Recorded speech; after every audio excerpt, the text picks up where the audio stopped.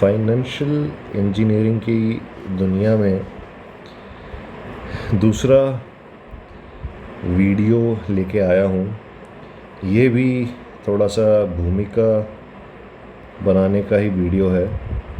इसमें मैं आपको बताने की कोशिश करूँगा कि हो क्या रहा है एक्चुअली अभी फ़िलहाल, और ये इसका रेलिवेंस क्या है फाइनेंशियल इंजीनियरिंग का।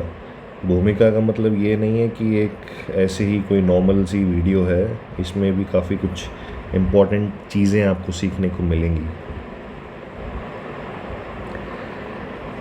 In the present developing internet-based economy, directors are mindful that it is no longer anything new. Quick, innovative change reshapes the business scene and raises new organizations and industries, reclassifying action plans and rivalry.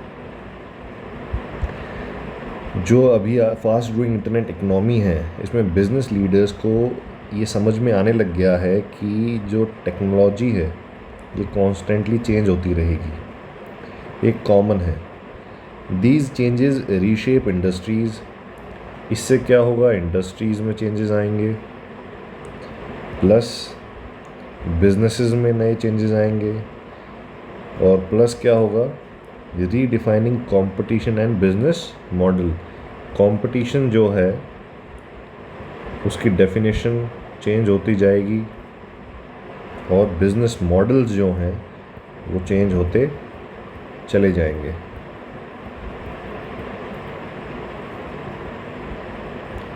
जो ये rapid pace है of technological change, इसने क्या increase कर दिया है, uncertainty. तो ये वर्ड है जो आपको याद रखना है, अनसर्टेनिटी। इस वर्ड से ही इस जो ये सब्जेक्ट है इसका रेलिवेंस है। जो रैपिड पेस है टेक्नोलॉजी का, उसने अनसर्टेनिटी को क्या कर दिया है, इंक्रीज़ कर दिया है। किस चीज़ में, डिसीजन मेकिंग में।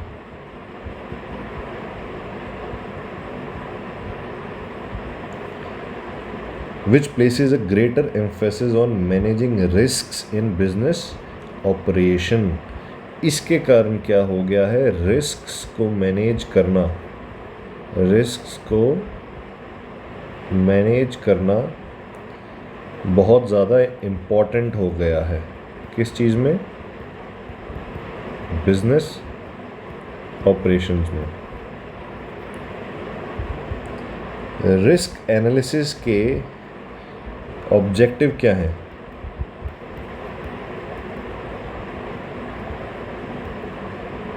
क्या हो सकता है, जो मेन गोल है वो क्या है, इज टू असेस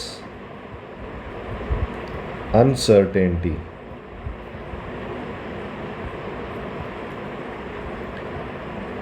यूजिंग क्या क्या, क्वालिटेटिव मेथड, क्वालिटेटिव जिसके अंदर क्या हो जाता है, क्या क्या आता है, नॉन न्यूमेरिकल बेस्ड मेथड जो हैं, जजमेंटल बेस्ड या judgment based, and quantitative methods. उसमें क्या क्या है, numerical, data driven method.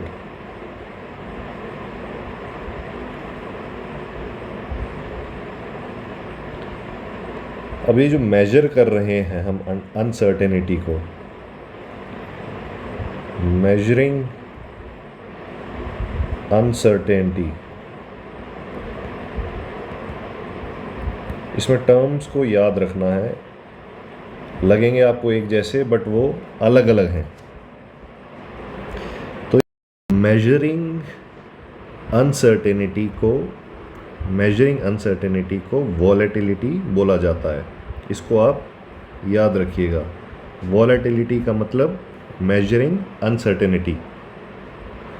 Uncertainty is measured through the volatility of financial and operational indicators. तो uncertainty जो है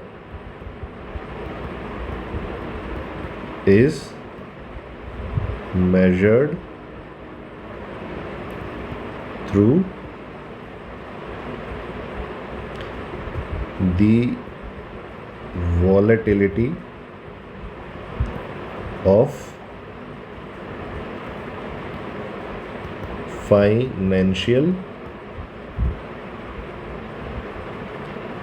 and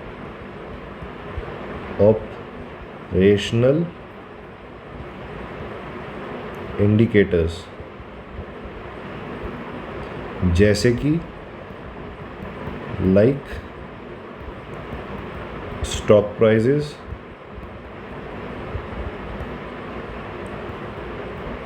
costs, exchange rates, sales volumes, material costs, labor costs, and employee turnover. तो इसको हम मेजर करते हैं through volatility of financial and operational indicators like stock prices, cost, exchange rates, sales volumes, material costs, labor costs, employee turnover. Understanding volatility. Volatility refers to the annualized variance, which is the measure of how much actual performance deviates from expected values over a year. तो volatility क्या है? Volatility refers to the annualized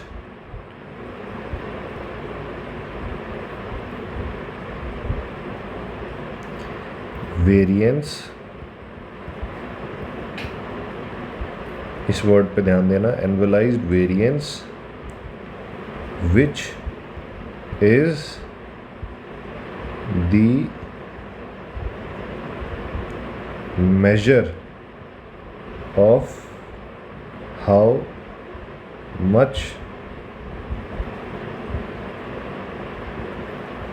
actual performance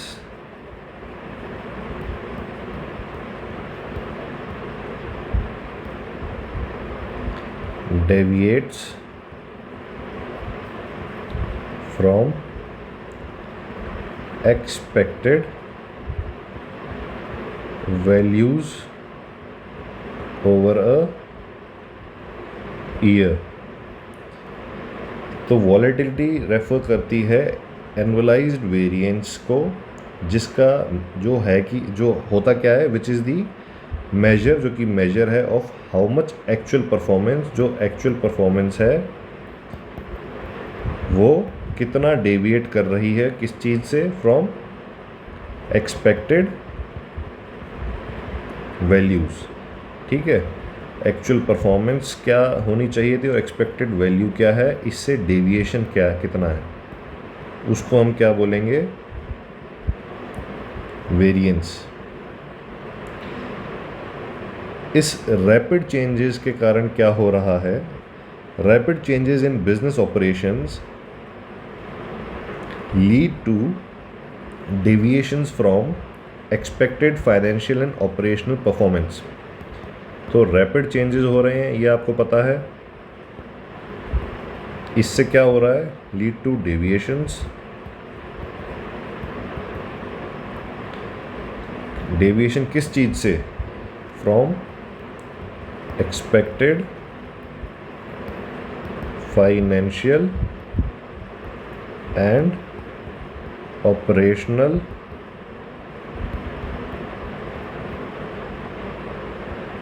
performance. which increases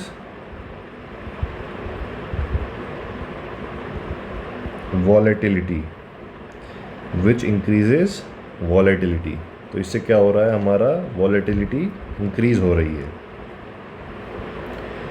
तो इसी से जो हमें समझ में आना चाहिए वो क्या, कि इससे क्या हो रहा है, वॉलेटिलिटी के मॉडल्स की ज़रूरत है। किस चीज़ की ज़रूरत है, वॉलेटिलिटी के मॉडल्स की।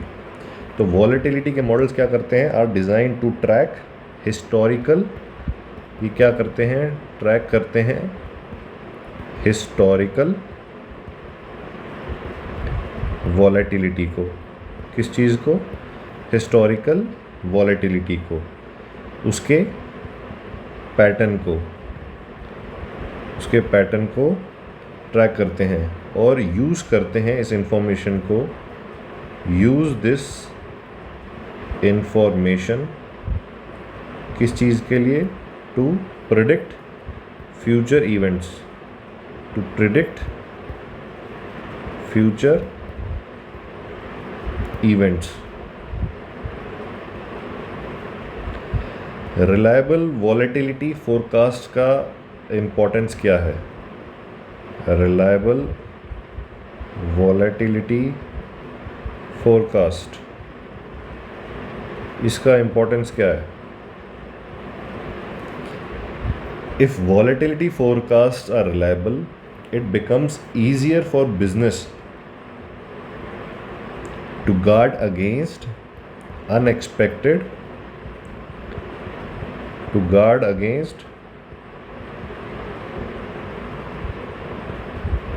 unexpected shocks by incorporating these predictions। ये जो predictions हैं उनको इनकॉर्पोरेट करके इनटू किस चीज़ में, मैनेजमेंट के डिसीजंस में। ठीक है, मैनेजमेंट के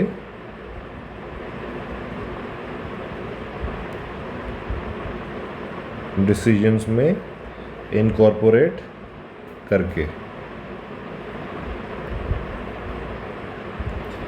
factors contributing to price risks, अभी प्राइस रिस्क भी एक इम्पॉर्टेंट मुद्दा है। इसमें जो कंट्रीब्यूटिंग फैक्टर्स हैं वो क्या हैं, प्रॉफिट का वॉलेटिलिटी, और क्या है, पुअर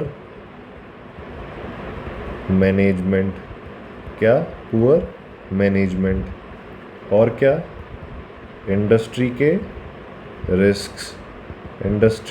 रिस्क्स, और क्या, स्टॉक प्राइस फ्लक्चुएशंस।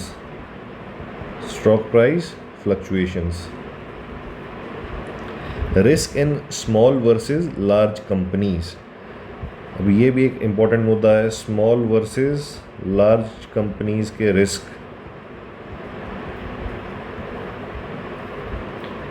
जो स्मॉल स्टार्टअप्स हैं वो tend to have higher price risks compare to larger well established companies. Smaller startups का जो प्राइस रिस्क है वो ज़्यादा होता है compare to well established companies which usually have stronger management and financial stability. तो ये जो लार्ज कंपनीज हैं इनका मैनेजमेंट काफ़ी स्ट्रॉन्ग होता है, प्लस इनके पास फाइनेंशियल स्टेबिलिटी काफ़ी होती है।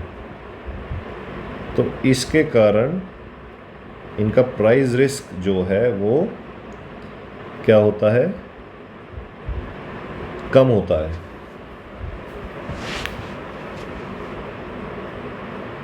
इसके बाद आ जाते हैं सेक्टर स्पेसिफिक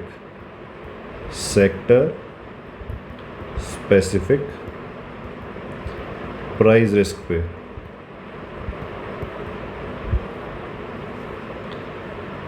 कुछ इंडस्ट्रीज हैं, देयर आर सर्टेन इंडस्ट्रीज जैसे कि oil, gold, silver markets have higher volatility. इनकी वॉलेटिलिटी जो है बहुत हाई होती है, हायर वॉलेटिलिटी। और इनका जो प्राइस रिस्क है वो भी ज़्यादा होता है, मोर प्राइस रिस्क।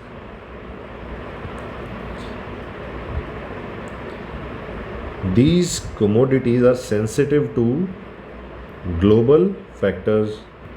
ग्लोबल फैक्टर्स के से ये बहुत ही प्रभाव डालते हैं इन पे, जैसे कि आपका पॉलिटिकल इवेंट हो गया, कोई लड़ाई दंगा हो गया, कहीं कोई कॉन्फ्लिक्ट हो गई, जैसे अभी क्या चल रहा है, यूक्रेन रशिया का मामला चल रहा है, ठीक है, इज़राइल का चल रहा है, बाकी इराक, ईरान, ये वाला जो बेल्ट है, ये बेल्ट तो वैसे ही काफ़ी ऊपर नीचे होता रहता है। तो अब इन सब चीज़ों के कारण आपको ये सब चीज़ें सीखनी पड़ रही हैं। अब आ जाते हैं स्टोकेस्टिक डिफरेंशियल इक्वेशंस पे। ये क्या है? जो स्टोकेस्टिक डिफरेंशियल इक्वेशंस हैं, इनका इस्तेमाल किया जा सकता है इन फोरकास्टिंग। किस चीज़ में? इन जो फोरकास्टिंग मॉडल्स हैं,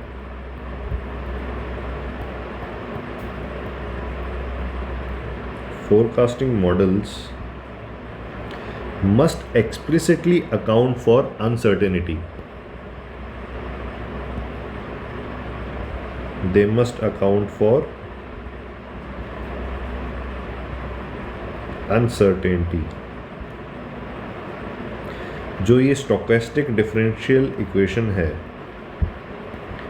is used to simulate many possible future scenarios. जो पॉसिबल फ्यूचर सिनेरियोज हैं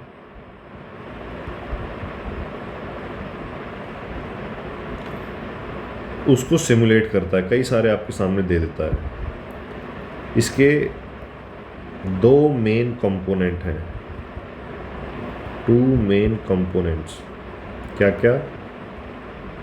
number 1, a part that predicts the expected outcome. दूसरा पार्ट क्या करता है? Another part that predicts the variability around that outcome। पहला part क्या कर रहा है? प्रेडिक्ट कर रहा है जो भी एक्सपेक्टेड आउटकम है, और दूसरा क्या कर रहा है? वेरिएबिलिटी को प्रेडिक्ट कर रहा है उस आउटकम के अराउंड। उसके बाद use of regression and time series models. Regression और टाइम सीरीज मॉडल्स का इस्तेमाल, जो ये फोरकास्टेड एक्सपेक्टेड आउटकम है, ये जनरेट किया जा सकता है रिग्रेशन मॉडल का इस्तेमाल करके भी, और टाइम सीरीज मॉडल का भी इस्तेमाल करके। विच फिट्स, वो क्या करता है? ये दोनों चीज़ क्या करती हैं? ये हिस्टोरिकल डेटा को फिट कर देती हैं, किसमें? Into mathematical formula. Mathematical formula में फिट कर देते हैं। इससे क्या होता है? फ्यूचर आउटकम प्रेडिक्ट हो जाते हैं। जो ये टाइम सीरीज मॉडल है, is specifically used for data points collected over time. कई डेटा पॉइंट्स हैं जो कि समय के साथ साथ कलेक्ट किए जाते हैं, उसमें टाइम सीरीज मॉडल का इस्तेमाल होता है, जैसे कि आपके स्टॉक प्राइसेस हो गए या आपकी वीकली सेल्स हो गई।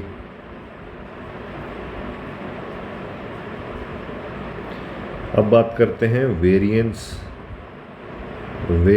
इन रिग्रेशन मॉडल्स।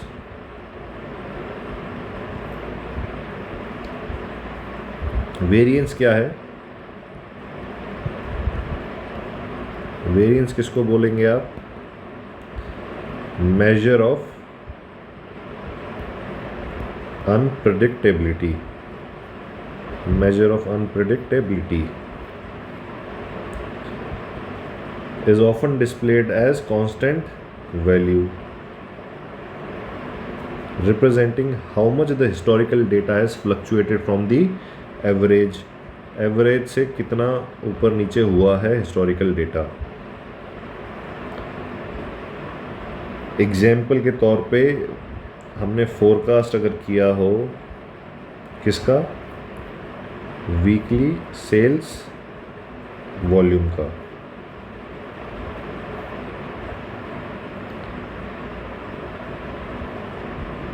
अच्छा, अगर नॉर्मल सिर्फ अगर एवरेज लेते हैं तो उसमें फ्लक्चुएशन ज़्यादा होती है, ज़्यादा हमें सटीक जानकारी नहीं मिलती। मगर रिग्रेशन जो मॉडल है, रिग्रेशन मॉडल में एक बेटर आपको इंफॉर्मेशन मिलती है फ्यूचर की।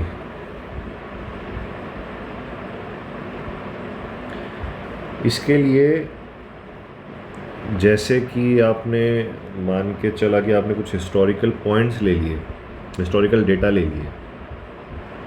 अब इसको मान के चलो कि ये क्या है? एवरेज आपका जो सेल हुई उसका एवरेज है, और आपकी जो एक्चुअल डेटा है वो कुछ इस प्रकार से है। इस प्रकार से मान लो ऐसे है। ये आपका मान लीजिए एक्चुअल डेटा हो गया, ये आपका एवरेज हो गया। तो अगर नॉर्मल हम एवरेज का जो ये रूल है, इसके हिसाब से जो नॉर्मल तरीका होता है उसके हिसाब से अगर हम फ्यूचर प्रेडिक्ट करें तो कुछ इस प्रकार का हमारा कर्व बनेगा। इसका मतलब क्या है कि इसको अगर आप मान के चलो हमारा स्टार्टिंग पॉइंट है, यहाँ से हम फ्यूचर की तरफ जा रहे हैं, तो जितना हम फ्यूचर की तरफ जा रहे हैं उतनी हमारी क्या हो रही है? ये अनप्रेडिक्टेबल है, ठीक है। उतनी हमारी अनसर्टेनिटी बढ़ती चली जा रही है और उतना ही हमारा रिस्क बढ़ता चला जा रहा है। अब इसकी जगह अगर हम रिग्रेशन मॉडल को देखें तो अगर मान लीजिए ये हमारा एक्चुअल पॉइंट है और रिग्रेशन वाला मान लीजिए हमारा कुछ इस प्रकार से जा रहा है, तो जो हमारी अनसर्टेनिटी है, फ्यूचर जो हम प्रेडिक्ट कर रहे हैं वो कुछ इस प्रकार से होगा। अच्छा, ये पॉजिटिव अनसर्टेनिटी है, नेगेटिव अनसर्टेनिटी है, तो ये पॉजिटिव और ये नेगेटिव अनसर्टेनिटी हुई। तो इसमें जो हमारा ये स्कोप है, ये जो वेरिएंस है, ये बहुत कम है इसके मुकाबले। तो ये थोड़ा सा जो रिग्रेशन मॉडल है ये बेटर इन्फो देता है हमें, एक बेटर इंफॉर्मेशन प्रोवाइड करता है।